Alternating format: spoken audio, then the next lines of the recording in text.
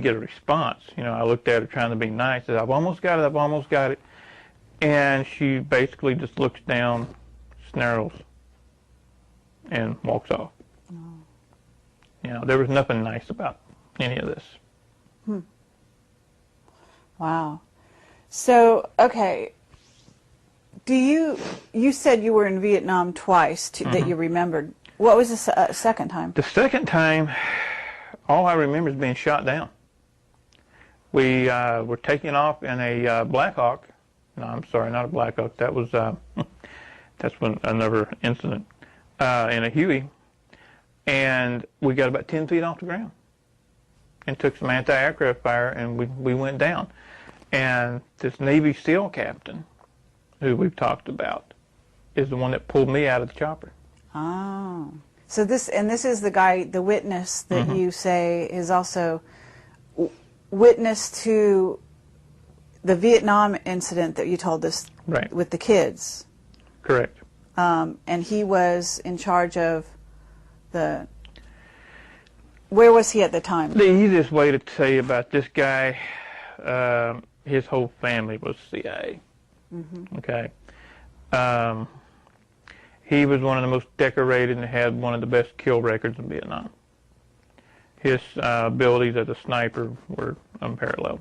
And then at the same time, he was also a sailboat captain, because he pulled, I think, 5 or 7 tours in Vietnam. So, but he wasn't messed with the way you were, I'm assuming. He does have some memory gaps, yes, but not to the extent that I have or some of the other. And how did you guys hook up? When I started getting my memories back, I started looking for him.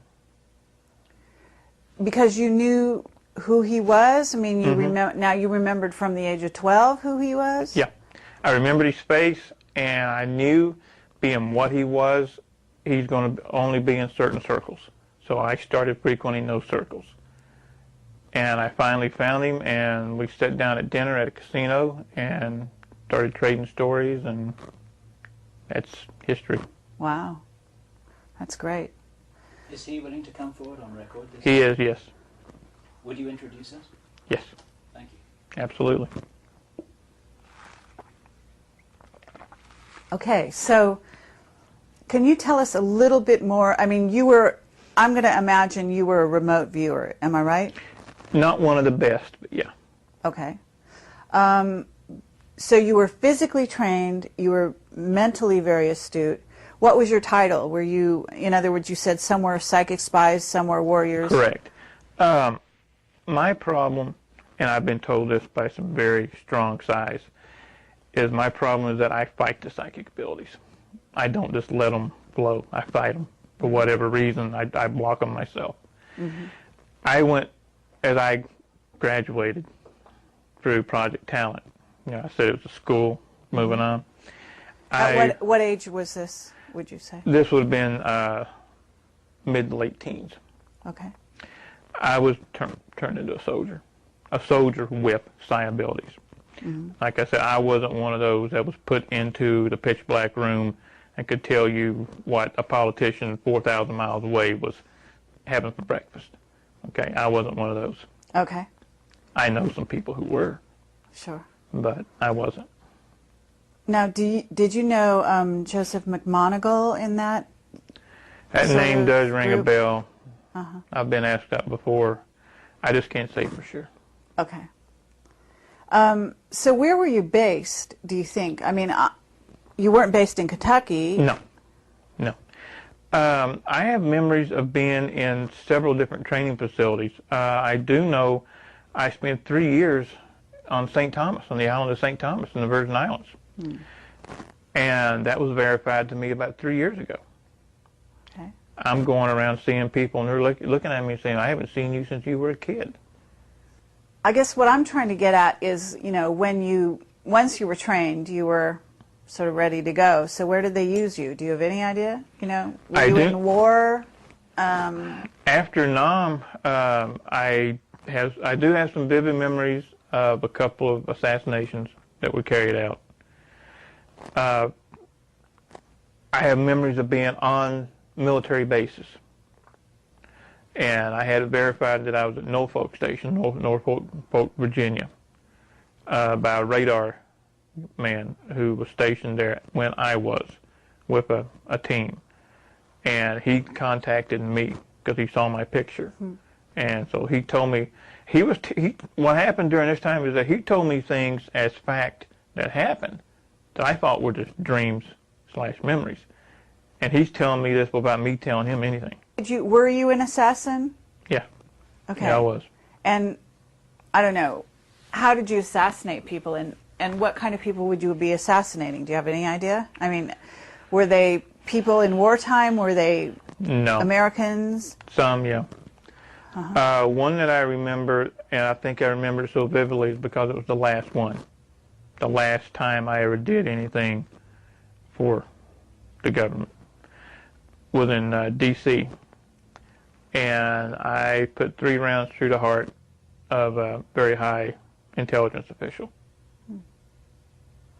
Now, do you have conscious memory of this? Or? Of this one I do, yes. Okay. I never knew the name. I was given a photo, a target, habits, do the job. That's it. And do you remember any operations taking place in other countries? France. In France? Mm-hmm. That's interesting. What the vivid memory is that I have, and I also was shown a photograph of me sitting at a little cafe from the Eiffel Tower. Okay? I have no knowledge at that time of being in France. But the guy showed me the pictures of 8x10 black and white, and there I am, drinking something out of a cup of steam, and there's the Eiffel Tower in the background. Wow.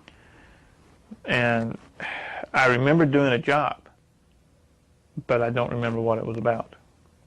A decoy was sent in, and what the lady was to do was to get the guy to come out of the bar, hopefully not exactly in his right mind, inebriated if possible. And my job was to snatch, grab, get the information, and then terminate. And I remember doing the snatch and the grab, and then the memory fades from there. Uh-huh. So you must see movies, right? No, I don't. Oh, you don't go to I movies? can't. Okay, because I was wondering if maybe, you know, there's a lot of violence in movies, a lot of scenes of that kind of thing, and I was wondering if those might trigger some of your memories. They do. Violence per se does nothing. I love wrestling. Okay? As a matter of fact, I used to incorporate professional wrestling techniques into my teaching when I was an instructor. It's not the violence per se. The last movie I tried to watch of that nature was The Bourne Identity. I couldn't get halfway through it. I do a total change. Okay, you see your personality does a change? My personality changes. God help whoever I'm watching a movie with. And I'll just get up and walk away. Sci-fi movies don't bother me. But anything concerning government black operations, CIA, NSA, covert killings, I can't do it. Do you have any remembrance of other planets? I know this sounds a little out there, but I have heard of actually some not. soldiers. Actually not. There is one thing that a couple of us share, and that is a deep fear and dread of the planet Mars. Bring up the planet Mars to us, and it's just like watching one of those movies. I was just about to do that. So, yeah, Mars specifically. There is something about Mars that changes our